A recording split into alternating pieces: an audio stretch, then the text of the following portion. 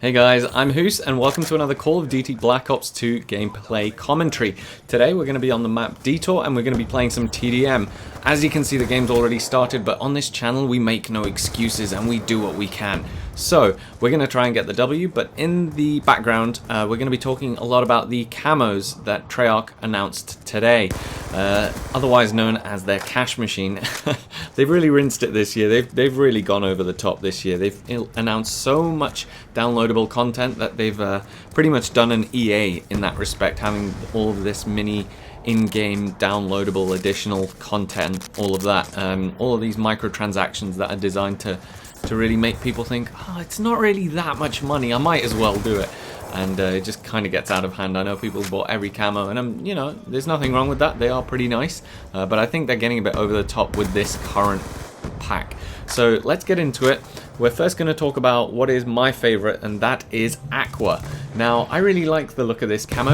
I think it's a good color scheme. The blue, white, and orange, it really stands out. So if you're trying to actually use it as camouflage, it really sucks in that respect. But the reticles and the calling card themselves are also pretty aesthetically pleasing. It'll be interesting to see if the calling card is actually animated or not.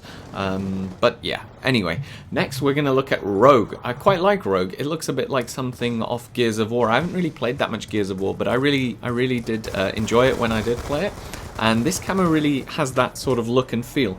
The reticles are quite nice, they're very precise, so they're actually useful, unlike the reticle that came with the dragon camo, which was the flame. I never knew which part of it was actually where your bullets went, whether it was the top or the bottom. So if you know, do comment below and let me know. The calling card's also pretty nice. Now, the next one is the zombies, the zombie-themed personalization pack.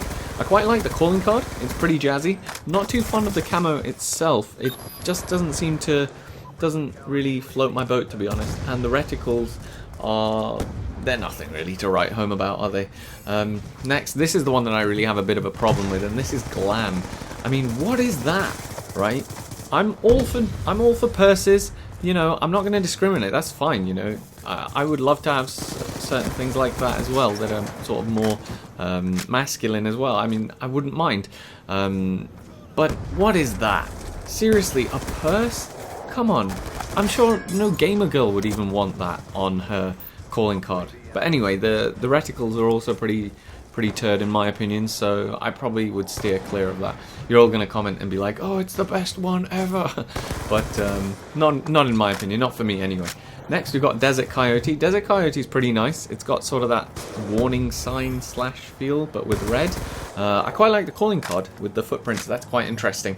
And the reticles, I probably wouldn't use them, to be honest. They look more distracting than useful.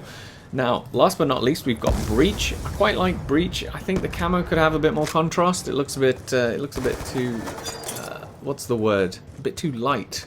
I don't know. The reticles are quite nice, and the calling card is also pretty jazzy. I quite like the look of that. I will probably end up going for Aqua, and you'll probably see it on a gameplay next week, so look forward to that. Now, I just wanted to round this video off by talking a little bit about competitive. I know I've talked about it a lot recently, and if you're not into competitive, I do apologize. This will probably be the last one for a while because things are kind of going to die down with regards to the competitive scene for a little bit anyway. Basically, as I mentioned, Stainville left the Envious competitive team, and that left a spot on their team, obviously, and we actually found out who filled it the day after. It was an incredible decision by Karma from Impact. He decided to leave Impact and join Envious. Now, that's phenomenal for a few reasons. Firstly, his reasoning was that he didn't really think that the team had that competitive attitude anymore, that they didn't want to win. So you can understand that. Whether or not that's true, I don't know. But that was his reason. And the second thing is that he's one of the sharpest players out there. He's a typical SMG player. He just rushes and he's always in your face. So he's a great player to watch, especially when you're watching competitive events. But we'll see how that progresses, and hopefully keep an eye on his progress in the team and how he gels. But that's the end of the gameplay, guys. I hope you guys enjoyed it. Please do like, subscribe, favorite, follow us on Twitter, everything you can to interact with us, because that really helps and it'll help us improve. So I will see you guys on the next video. Take care, guys. Fucking smash that so hard.